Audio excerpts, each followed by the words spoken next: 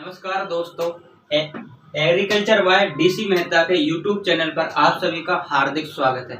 आज हम हॉर्टिकल्चर का एक महत्वपूर्ण टॉपिक पढ़ने जा रहे हैं, जिसमें पोस्ट हार्वेस्ट टेक्नोलॉजी का एक महत्वपूर्ण टॉपिक पढ़ेंगे। जिसमें आज की क्लास में हम जैम तथा जेली के बारे में पढ़ेंगे। इसमें बच्चों को बहुत सारा कंफ्यूजन रहता है और नॉर्मल टीएसएस वगैरह ये तो सब पढ़ लेते हैं, लेकिन क्या होता है इसके बारे में अपन क्या छोटे लेवल से लेकर बड़े स्तर तक पूरा डिटेल से पढ़ेंगे। क्या होता है कौन से फल उपयुक्त होते हैं, शुरू से लेकर लास्ट तक पूरा डिटेल से इसमें आज अपन कवर करने वाले हैं। तो अपन क्या आज की क्लास शुरू करते हैं। सबसे पहले अपन देखें, बात करें तो क्या है जैम।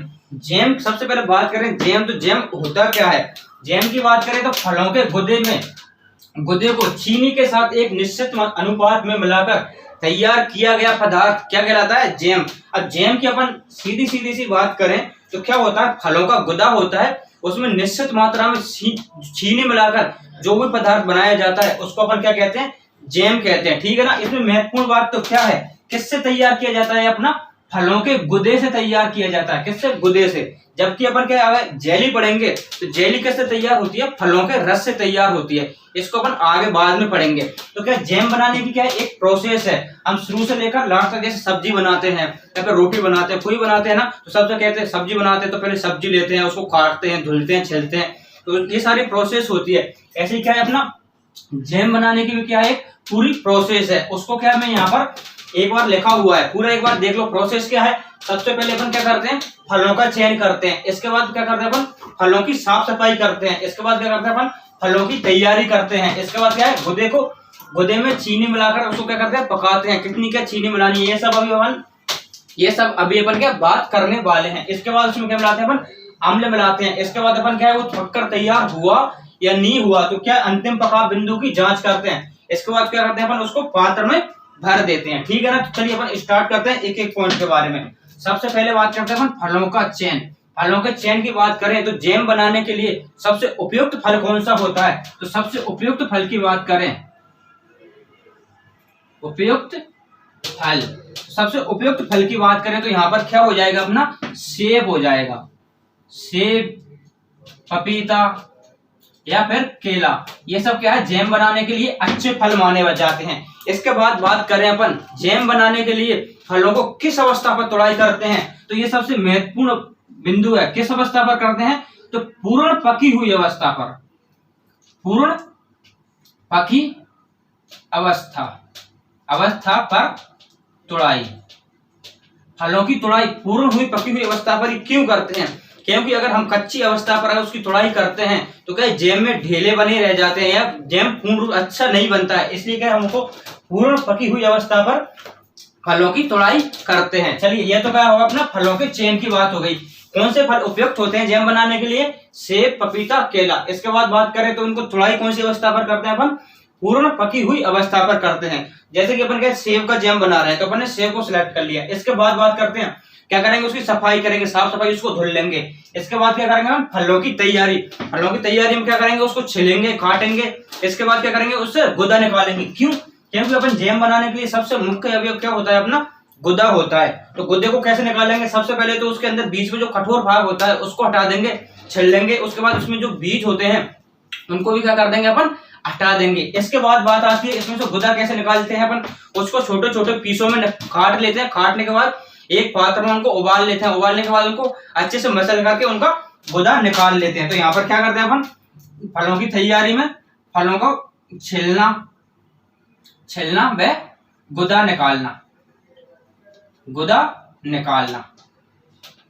तैयारी में मुख्य रूप से तो क्या करते हैं, छिलना व गुदा निकालना। अपनी प्रोसेस कहां तक हो गई, फलों की तैयारी तक। अपन के पास क्या आ गया, फलों का गुदा आ गया। ठीक है ना, फलों का गुदा। अब बात करते हैं आगे, तो अपन क्या करेंगे, आगे की प्रोसेस में क्या करेंगे, यहाँ से क्या है, अपनी मुख्य रूप से प्रोसेस स्टार्ट होती है चीनी।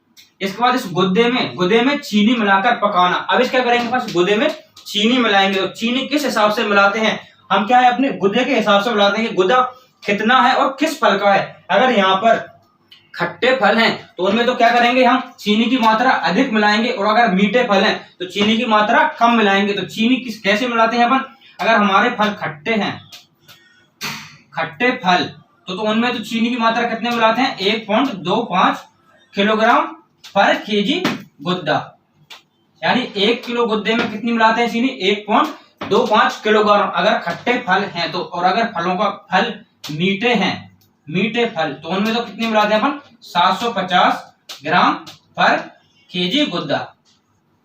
जो फलों का गुद्दा होता है 1 किलो गुद्दे में कितनी मिलाते हैं? अगर फल मीठे हैं तो कितनी मिलाते हैं? 750 ग्राम मिला देते हैं चीनी। और अगर फल खट्टे हैं तो उसमें क्या, चीनी की मात्रा थोड़ी ज्यादा ऐड कर देते हैं। कितनी ऐड कर देते हैं? 1.25 किलोग्राम या 1.25 किलो चीनी ऐड कर देते हैं। जब चीनों को मिलाते हैं, इसके बाद इसमें क्या है, अपन सारी चीनी एक साथ नहीं मिलाते। इसमें क्या करते हैं अपन? 1/3 बार या फिर आधी से थोड़ी ज्यादा चीनी तो एक बार में मिला देते हैं। इसके बाद क्या करते हैं? इसको थोड़ी देर के लिए पकाते हैं। इसके बाद क्या, ये थोड़ी पक जाता है, उसके बाद क्या, इसमें बाकी बची हुई चीनी को बाद में मिला देते हैं। ठीक है, इसके बाद चीनी में मिलाने के बाद इसमें क्या करते हैं अपन? अम्ल मिलाते हैं। अम्ल की बात करें तो अम्ल क्यों मिलाते हैं? इसका स्वाद अच्छा बनाने के लिए हम क्या करते हैं? इसमें अम्ल मिलाते हैं। अब अम्ल की बात करें तो सबसे पहले तो इसके अम्ल मिलाने में 2 महत्वपूर्ण बिंदु हैं। कौन कौन से? एक तो कितने डिग्री टेम्परेचर मिलाते हैं, कितने तापमान पर मिलाते हैं, और दूसरी बात करें तो कितना मिलाते हैं, कितना मिलाते हैं, इसकी मात्रा। तो सबसे पहले तो अम्ल मिलाते हैं। तो कौन सा अम्ल मिलाते हैं? अगर अम्ल की बात करें तो कौन सा मिलाते हैं? इसमें अपन सिट्रिक अम्ल। कौन सा?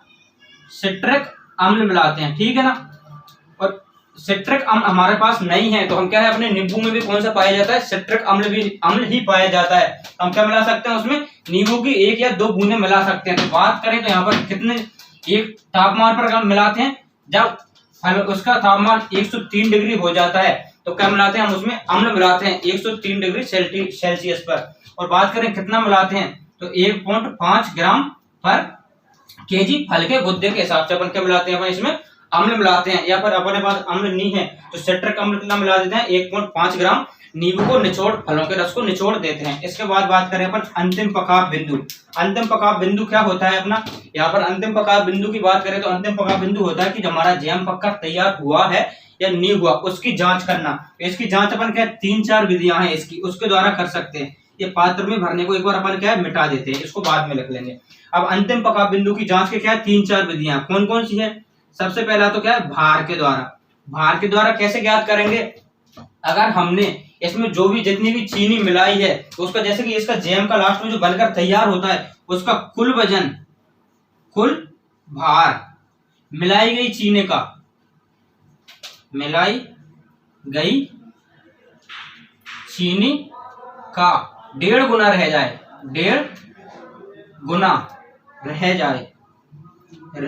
जाए तो क्या है, अपना जैम बनकर तैयार हो जाता है। यहाँ पर क्या होता है, अगर मिलाई गई चीनी कुल भार, अगर लास्ट में जो भी जैम बचता है उसका कुल भार मिलाई गई चीनी का कितना रहना चाहिए, 1.5 गुना रहना चाहिए। इसके बाद दूसरी विधि की बात करें तो इसका क्या है, TSS माप कर भी हम क्या कर सकते हैं, रिफ्रैक्टोमीटर के द्वारा हम इसका TSS कितना होना चाहिए, इसका 68% अगर TSS है तो भी हम क्या मानते हैं कि जैम तैयार हो गया है। इसके बाद बात करें तो अपना तीसरी विधि कौन सी है, पहला क्या हो गया भार, दूसरा क्या हो गया TSS, तीसरी बात करें इसका तापमान, क्या तापमान, इसका तापमान अगर 105 डिग्री सेंटीग्रेड पहुंच जाए, कितना 105 डिग्री सेल्सियस, तो भी हम क्या मानते हैं कि जैम बनकर तैयार हो गया है। और एक और चौथी विधि की बात करें तो क्या हो जाएगा अपना, इसमें सबसे महत्वपूर्ण बात करें तो कौन सा, ड्रॉप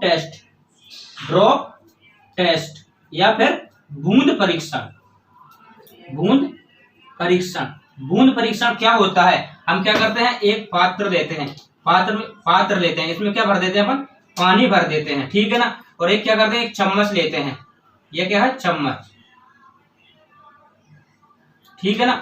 ये चम्मच लेते हैं, चम्मच में क्या है, हम जो जैम तैयार किया है उसको भर करके इसमें गिराते हैं। अगर ये जैम अगर इसमें गिराते हैं तो क्या डायरेक्ट जाकर के नीचे जमा हो जाता है, एक सीधी लाइन के रूप में जाता है और डायरेक्ट नीचे जमा हो जाता है, तो हमारा क्या होता है, जैम बनकर तैयार हो जाता है। अगर बात करें ये इधर उधर फैलता हुआ नीचे जमा होता है, इसको अगर चम्मच से इसमें पानी में डालेंगे और इधर उधर फैलता हुआ जमा होता है तो क्या होगा, ये जैम बनकर तैयार नहीं माना जाता है। और अगर इसको डालते हो डायरेक्ट नीचे फैलने में जमा हो जाता है पात्र के, तो हमारा क्या होता है, जैम बनकर तैयार माना जाता है। चलिए अपन एक बार शुरू से प्रोसेस देख लेते हैं। क्या होता है, अपन जैम क्या होता है, जैम फलों के गुदे को चीनी के साथ मिलाकर बनाया गया पदार्थ क्या कहलाता है, अपना जैम कहलाता है। इसके बाद इसकी एक प्रोसेस होती है। इसमें क्या होता है, सबसे पहले तो फलों का चयन करते हैं। तो सबसे उपयुक्त फल कौन से होते हैं, इसमें सबसे उपयुक्त फलों की बात करें तो सेब हो गया, पपीता हो गया, केला हो गया, स्ट्रॉबेरी हो गया, ऐसे बहुत सारे फल हैं, लेकिन सबसे मुख्य कौन से होते हैं, सेब, पपीता, केला। इसके बाद बात करें अपन तो इन फलों को किस अवस्था पर तोड़ते हैं, तो इसकी बात करें तो कौन सी अवस्था पर तोड़ते हैं, पूर्ण पकी हुई अवस्था पर इनको तोड़ा जाता है। इसके बाद क्या करते हैं, इन फलों का चयन करने के बाद इनकी सफाई करते हैं और इनकी तैयारी करते हैं। तैयारी में क्या करते हैं अपन, इनको छीलना, इनसे गुदा वगैरह निकालना, क्योंकि सबसे मुख्य रूप से अपन को क्या चाहिए होता है, इनसे फलों से इनका गुदा चाहिए होता है। इसके बाद बात करें अपन के पास गुदा आ गया, इसके बाद क्या करेंगे, उसमें चीनी मिलाएंगे और चीनी मिला करके उसको पकाएंगे। तो चीनी कितनी मिलाएंगे उसकी मात्रा किस पर निर्भर करती है, फलों के ऊपर करती है। फलों की प्रकृति कैसी है, अगर खट्टे फल हैं तो कितनी मिला देंगे, 1.25 केजी पर केजी गुदे के हिसाब से, और अगर मीठे फल हैं तो 750 ग्राम पर केजी गुदे के हिसाब से अपन क्या मिला देंगे, यहाँ पर चीनी मिला देंगे। इसके बाद बात करते हैं अपन अम्ल मिलाना। अम्ल मिलाना, तो अम्ल के लिए सबसे पहले तो कौन सा अम्ल मिलाते हैं, जिसको साइट्रिक अम्ल मिलाते हैं, सिट्रिक अम्ल या फिर साइट्रिक अम्ल मिलाते हैं। अम्ल क्यों मिलाते हैं, इसका स्वाद बढ़ाने के लिए हम इसमें जैम में अम्ल मिलाते हैं। इसकी बात करें कितने डिग्री सेंटीग्रेड तापमान पर मिलाते हैं, 103 डिग्री सेंटीग्रेड तापमान पर मिलाते हैं। और कितना मिलाते हैं, 1.5 किलोग्राम पर केजी गुदे के हिसाब से अपन क्या मिलाते हैं, यहाँ पर अम्ल मिलाते हैं। इसके बाद बात करें अंतिम पकाव बिंदु की जांच। अंतिम पकाव बिंदु का मतलब होता है कि जैम बनकर तैयार हुआ है या नहीं हुआ, उसकी जांच करते हैं। उसके क्या है, 3-4 विधियां हैं। कौन कौन सी है, सबसे पहले तो भार विधि।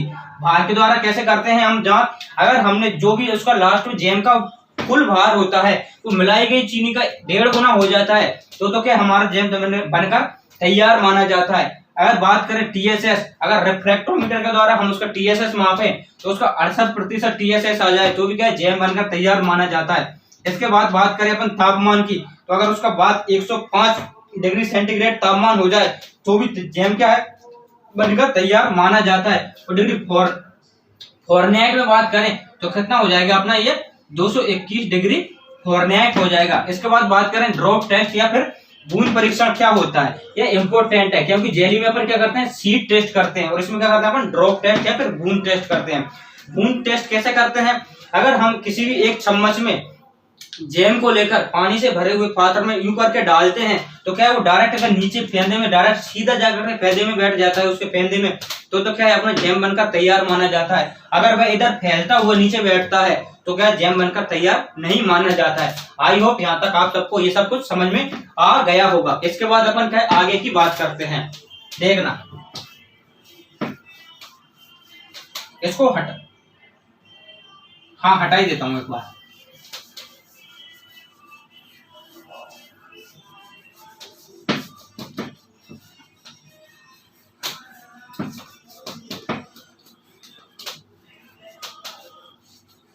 अब जहां से क्वेश्चन पूछता है वो बात करेंगे अपन। क्वेश्चन तो यहां से भी पूछता है, लेकिन क्या मुख्य रूप से क्वेश्चन जो नॉर्मल क्वेश्चन आते हैं वो कहां से पूछता है, इसका संगठन, जैम का संगठन, जैम का संगठन, यानी जैम में क्या क्या पाया जाता है, ठीक है ना। तो इसका संगठन की बात करें अपन तो क्या क्या होता है इसमें, सबसे पहले तो उपयुक्त फल कौन सा होता है,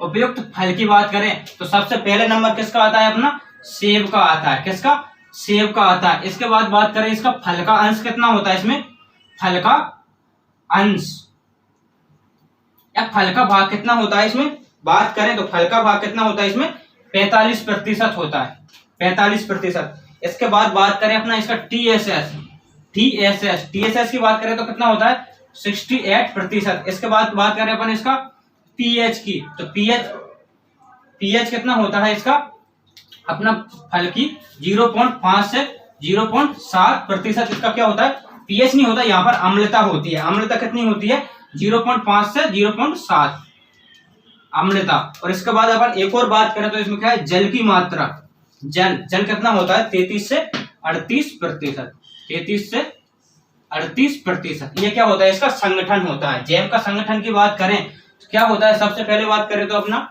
सबसे उपयुक्त फल कौन सा होता है, सेब होता है। इसके बाद बात करें फल का अंश कितना होता है, 45% होता है। इसके बाद बात करें इसका टीएसएस, तो टीएसएस कितना होता है, 68 होता है, इंपोर्टेंट है। जैम जेली का सबसे पहली अगर क्वेश्चन बनता है तो यहीं से नॉर्मल क्वेश्चन पूछना होता है, तो यहीं से पूछता है कि जैम का टीएसएस क्या होता है, जेली का टीएसएस क्या होता है, तो नॉर्मल क्वेश्चन तो यही पूछता है। इसके बाद बात करें इसमें अम्लता, अम्लता कितनी होती है 0.5 से 0.7% इसकी अम्लता होती है। इसके बाद बात करें इसमें जल, तो जल अपना जेली हो गया या जैम हो गया, दोनों में जल की मात्रा कितनी पाई जाती है 33 से 38% अम्लता पाई जाती है। इसके बाद बात करते हैं अपन कुछ महत्वपूर्ण बिंदुओं के बारे में, ठीक है ना। ये तो क्या हो गया अपना पूरा जैम बनकर तैयार हो गया। इसके बाद क्या कुछ महत्वपूर्ण बिंदु हैं जो क्या इसी से रिलेटेड है, जैम से रिलेटेड, तो बात कर लेते हैं जो कि आपने 12th की एनसीईआरटी बुक है उसमें दे रखे हैं। सबसे पहले तो अपन क्या सेब से बने जैम में अम्ल की मात्रा कितनी मिलाते हैं। इसके बाद बात करें ऐसे ही पपीता से बने जैम में अम्ल की मात्रा कितनी मिलाते हैं, दोनों की बात करें तो क्या इंपॉर्टेंट है। अगर यहाँ से ये क्वेश्चन पूछ लिया तो शायद ही कोई स्टूडेंट कर पाए। अगर सबसे पहले बात करें सेब से, तो सेब से तो कितने मिलाते हैं अपन 3 ग्राम मिलाते हैं, और अगर पपीता की बात करें तो पपीता में कितना मिलाते हैं अपन 2 ग्राम क्या है अपन अम्ल मिलाते हैं। अम्ल की मात्रा कितनी मिलाते हैं अम्ल। अब बात करें सेब में 3 ग्राम क्यों मिलाते हैं अपन, क्योंकि नहीं उल्टा हो गया। यहाँ पर जो सेब होता है उसमें तो अपन कितना मिलाते हैं 2 ग्राम मिलाते हैं, और पपीता में कितना मिलाते हैं अपन 3 ग्राम मिलाते हैं, ठीक है ना। अब सेब में 2 ग्राम क्यों मिलाते हैं, क्योंकि वो नेचर में थोड़ा खट्टा होता है, उसमें ऑलरेडी कोई ना कोई अम्ल, मैलिक अम्ल या फिर कोई सा अम्ल प्रेजेंट होता है, इसलिए उसमें क्या अम्ल की मात्रा कम मिलाते हैं। लेकिन पपीता क्या होता है नेचर में मीठा होता है, इसलिए उसमें क्या होता है अपना अम्ल की मात्रा ज्यादा मिलाते हैं। इसके बाद बात करें अपन तो क्या होता है जैसे ही अपन जैम या जेली बनाते हैं तो उस टाइम पर अगर अपन फलों को काट देते हैं तो उनमें अगर काट के रख देते हैं, जैसे अपन क्या घरों में देखते हैं बैंगन को या सब्जियों को काटते हैं, तो अगर वो 2 या 5 मिनट के लिए रखी रह जाती हैं तो उनमें क्या होता है भूरापन आ जाता है। तो भूरापन किसके कारण आता है, वो भूरापन एक एंजाइम के कारण आता है। उस एंजाइम का क्या नाम है पीपीओ, पॉलीफिनोल ऑक्सीडेज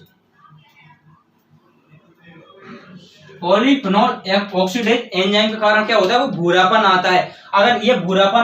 अगर हम किसी भी प्रोडक्ट को या फिर किसी भी फल को काट के रख देंगे और अगर उनमें भूरापन आ गया तो क्या हमारा जैम साफ बन पाएगा, नहीं बन पाएगा, उसका कलर सही से आ पाएगा, नहीं आ पाएगा। तो इस भूरेपन को रोकने के लिए और जैम की अच्छी क्वालिटी का जैम तैयार करने के लिए हम क्या करेंगे, इसमें इस पीपीओ एंजाइम को क्या कर देंगे निष्क्रिय कर देंगे। ये क्या है पीपीओ एक एंजाइम है, तो इसके लिए हम क्या करते हैं एक महत्वपूर्ण क्रिया करते हैं, इसको क्या कहते हैं अपन ब्लांचिंग कहते हैं। जैसे ही हम क्या फलों को सब्जियों को काटते हैं तो उनको क्या है 2 से 5 मिनट के लिए 85 से 90 डिग्री सेंटीग्रेड गरम जल में 85 से 90 डिग्री सेंटीग्रेड के गरम जल में 2 से 5 मिनट के लिए क्या करते हैं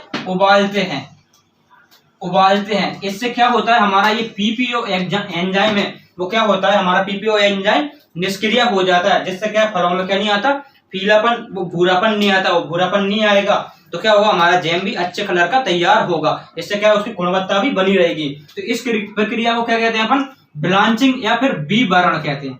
ब्लांचिंग या फिर बी बर्न के नाम से जाना जाता है। ब्लांचिंग क्या होती है किसी भी फल को काटने के पश्चात 2 से 5 मिनट तक 85 से 90 डिग्री सेंटीग्रेड गर्म जल में उबालना ही क्या कहलाती है अपना ब्लांचिंग कहलाती है। ये क्यों करते हैं फलों में पीपीओ एंजाइम को निष्क्रिय करने के लिए या फिर भूरेपन को रोकने के लिए।